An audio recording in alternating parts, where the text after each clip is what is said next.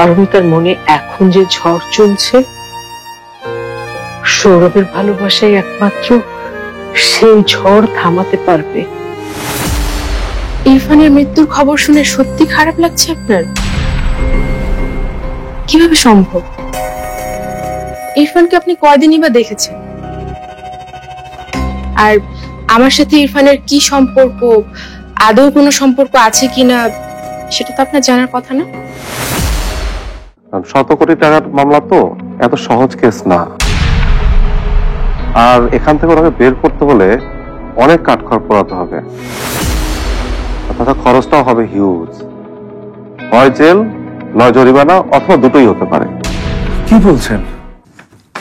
আরে ভাবি বলোই না, প্লিজ বলো। পল্লব, তুমি এখনো পল্লবের সাথে কথা বলো? এই সারা, ঘটনা কি? ঘটনা আবার কি? আগের প্রতিশোধই তো নেওয়া হয়নি, সেজন্যই।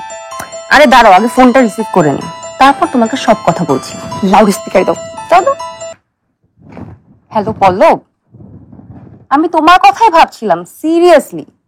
খুব ভালো লাগছে তুমি ফোন করেছো। সারা, তোমাকে একটা দরকারে ফোন করেছিলাম। তাই নাকি? কি দরকার?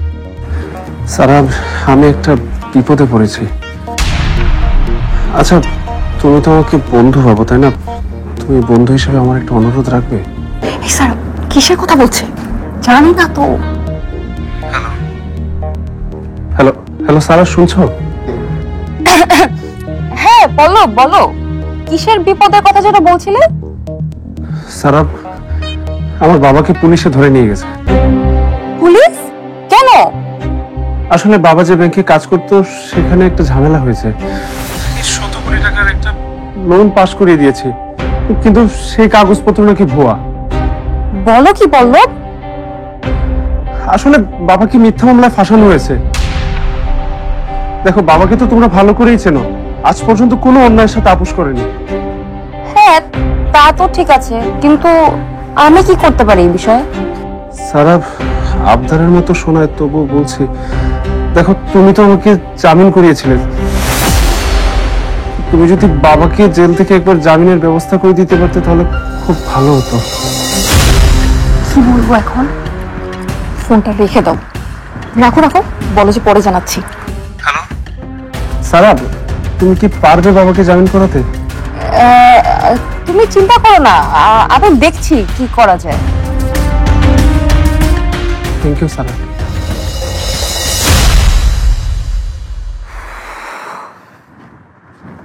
কি ঝামেলার মধ্যে পড়লাম এখন? কার সাথে কথা বলছিলে? প্লিজ মিথি, আমার কাছে কোনো কৈফিয়ত চাইবি না, এখন এসবের সময় না। ঠান্ডা মাথায় আমাকে একটু ভাবতে দেখি কি থেকে কি করা যায়।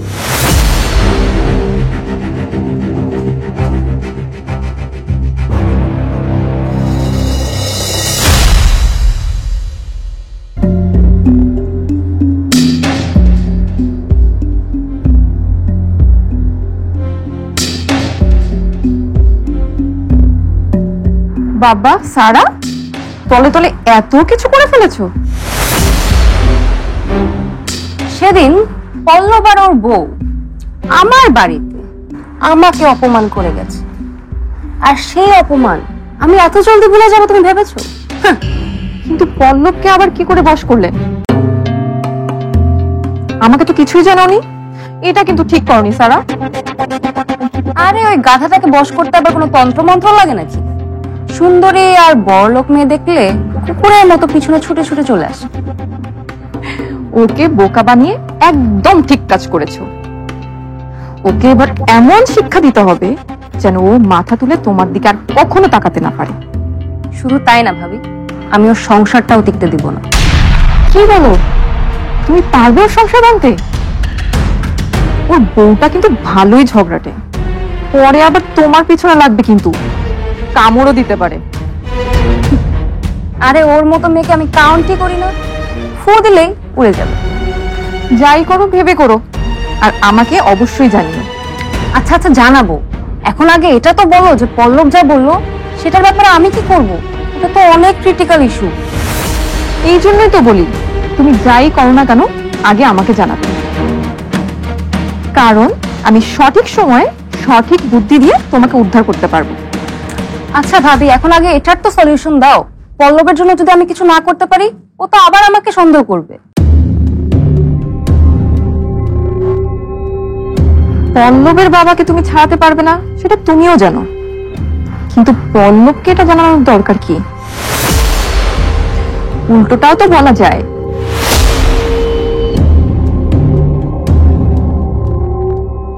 বুঝেছি, ইরফানকে যে খুনের অর্ডার দিয়েছে তাকে চোখের সামনে পেয়েও আমি যে নিজেকে কিভাবে সামলেছি সেটা শুধু আমি জানি আন্টি। আমি আর নিজেকে সামলাতে পারছি না। কি করতে হবে আপনি শুধু আমাকে বলেন। পারমিতা, তাড়াহুড়া করলে হবে না, খুব সাবধানে কাজ করতে হবে। আমি কিন্তু এখন আর সেই ক্ষমতা রাখি না, কথাটা মনে রাখতে হবে। আমার এখন শুধু আছে অভিজ্ঞতা। অভিজ্ঞতাই আসল ক্ষমতা। সেই অভিজ্ঞতার বলেই আমাদের দুজনকে এখন থেকে খুব ভেবে চিনতে পা ফেলতে হবে। মাটিতে পা রাখার আগে দেখে নিতে হবে পায়ের নিচের মাটিটা ধসে যাচ্ছে কিনা। হ্যাঁ, ছোট্ট একটা ভুলে আমাদের পুরো প্ল্যানটাই ভেস্তে যেতে পারে। এক্স্যাক্টলি। শুধু চোখ কান না, ষষ্ঠ ইন্দ্রিয় খোলা রাখতে হবে, বুঝতে পেরেছো?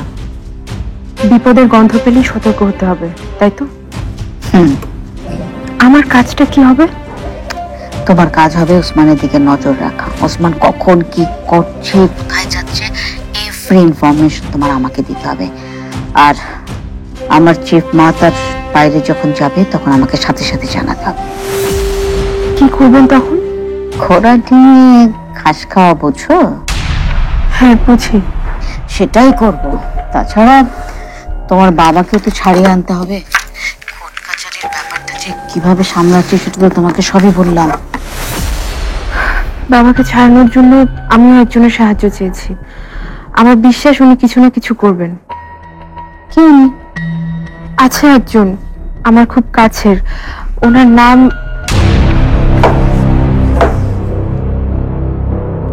এখন আমি রাখছি আন্টি।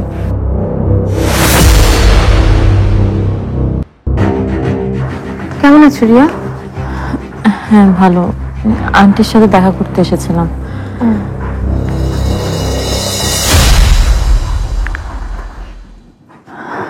পারমিতা, আমি একটা জিনিস বুঝি না, তুমি জীবনে কি এমন ভালো কাজ করেছো যে সবাই তোমাকে এত ভালোবাসে, এত গুরুত্ব দেয়, এত স্পেশাল ভাবে ট্রিট করে?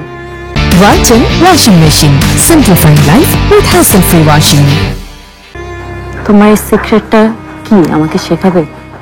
এখানে তো কোনো সিক্রেট নেই। তার মানে শেখাবে না? আমি জানলে তো শেখাবো। আচ্ছা, হঠাৎ কেন এই কথা বলছো? কেন বলবো না? তুমি এই বাড়ির কেউ না হয়েও এই বাড়ির মেয়ে হয়ে আছো। আন্টি তোমাকে নিয়ে যেভাবে চিন্তা করে, শুধুমাত্র একজন মাই তার মেয়েকে নিয়ে এভাবে চিন্তা করতে পারে। আর আমার জীবনে দেখো, আছে শুধু বাবা। মার ভালোবাসা তো আমি কখনো পাইনি। মায়ের মতো করে ভাবারও কেউ নেই আমার। ইরফানের মাকে আসলে বাইরে থেকে দেখে বোঝা যায় না, কিন্তু ওনার মধ্যে মায়ের কোমলতাটা আছে। উনি সবাইকে নিজের সন্তানের মতো আগলে রাখেন। তোমাকে উনি অনেক ভালোবাসেন। হ্যাঁ, ভালোবাসেন হয়তো, কিন্তু তোমার মতো করে না। তুমি সত্যি অনেক আলাদা পারমিতা, তুমি অনেক লাকি। দেখো, এই এক জন্মে আমি কারো ভালোবাসা পেলাম না, আর তুমি কতজনের ভালোবাসা পাচ্ছ। আগে শুধু ইরফানের জন্য তোমার উপর হিংসা হতো, এখন সবকিছুর জন্য হচ্ছে। তাই নাকি? হ্যাঁ, তোমার সামনে নিজেকে খুবই তুচ্ছ মনে হচ্ছে। আচ্ছা, হঠাৎ তোমার কি হয়েছে বলো তো? তোমার কি হয়েছে, কেন কেন এমন বলছো তা আমি জানি না, তবে এটুকু বলতে পারি, কারো ভালোবাসা পেতে হলে তাকে ভালোবাসা দিতে হয়। কাউকে জীবনে প্রয়োজন হলে তাকে প্রয়োজনের কথাটা জানাতে হয়। ভালোবাসা শুধু পাওয়ার জিনিস না, ভালোবাসা দিতেও জানতে হয়। কাউকে ভালোবাসা দিলে সেটা দ্বিগুণ হয়ে ফিরে আসে। Thank you for tips Paramita. তুমি বসো, আমি কফি বানিয়ে আনি, একসাথে একটু আড্ডা দিই। ওকে।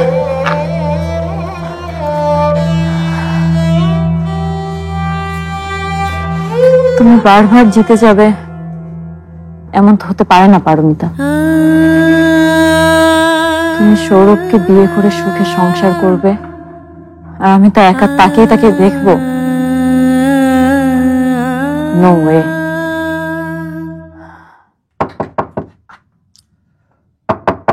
ছোটন, ছোটন দরজা খোল। ছোটন, এই ছোটন। এত জিদ করে না মেয়েটা, কিভাবে ওর জিদ কমাই? ছোটন, এই ছোটন।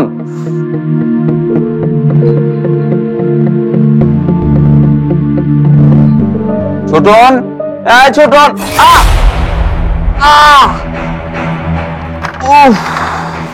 কি হয়েছে? কি হয়েছে ভাইয়া?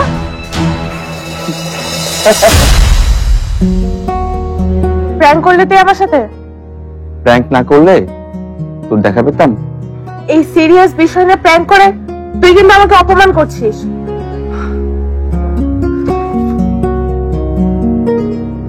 কেন এত রাগ করিস?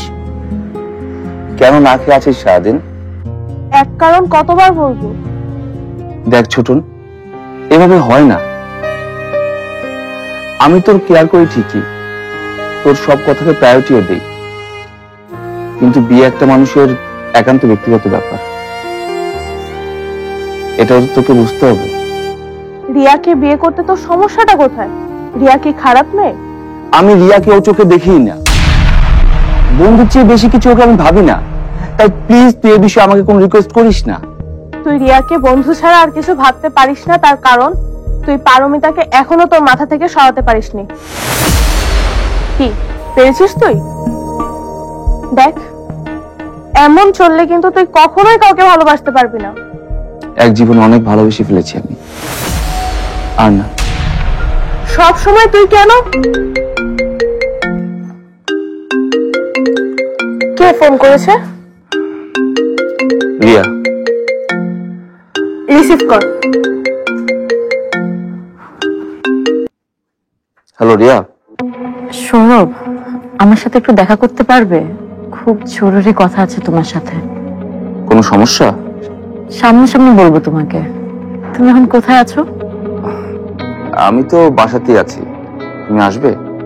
ওকে, আমি আসছি।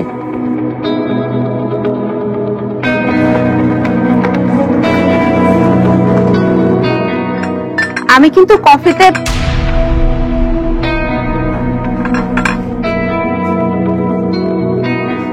রিয়া না বলে চলে গেল।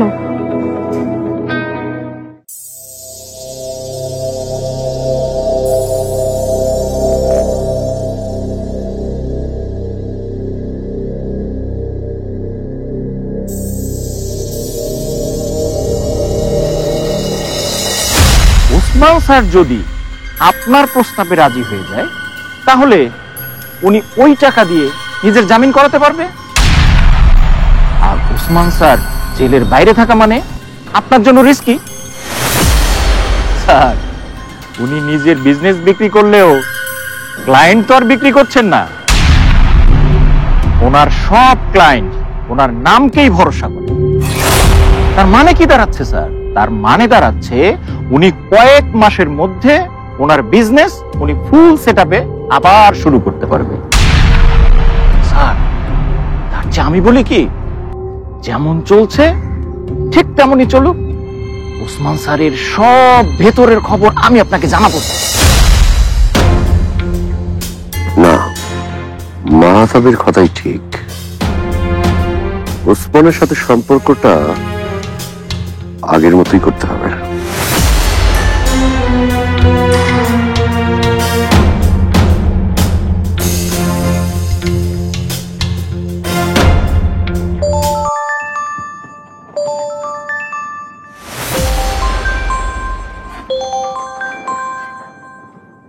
রহমান স্যার, একদম মাথা ঠান্ডা রেখে কথা বলবেন। হ্যালো, কি বন্ধু, রাগ করেছো নাকি? বলো, কি বলতে চাও? তোমার কোম্পানি আমার কাছে কবে সেল করছো বন্ধু? হাসছো কেন? আরে তুমিও না, সকালবেলা তোমার সাথে একটু মজা করছিলাম, আর তুমি তো জানোই যে আমি একটু হাসি ঠাট্টা পছন্দ করি। তাছাড়া ইরফান চলে যাওয়ার পর তুমি একেবারে ভেঙে পড়েছিলে। ভাবলাম তোমাকে একটা শক দিয়ে সেই ট্রমা থেকে বের করে আনো। ওরে বাপ্পা, এখন তো দেখছি যে আর একটু বেশি হলে তুমি আরেকটা ট্রমায় পড়ে যেতে।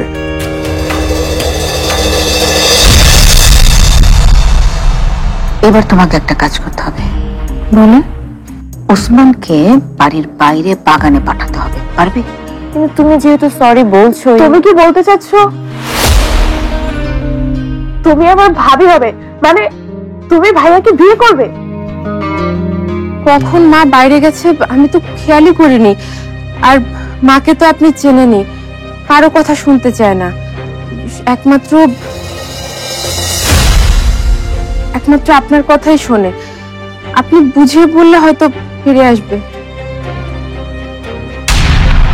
তোমার বাবাকে ছাড়ানোর একটা ব্যবস্থা করেছি। করেছো? হ্যাঁ, কিন্তু তুমি কি এখনই আমার সাথে একটু দেখা করতে পারবে?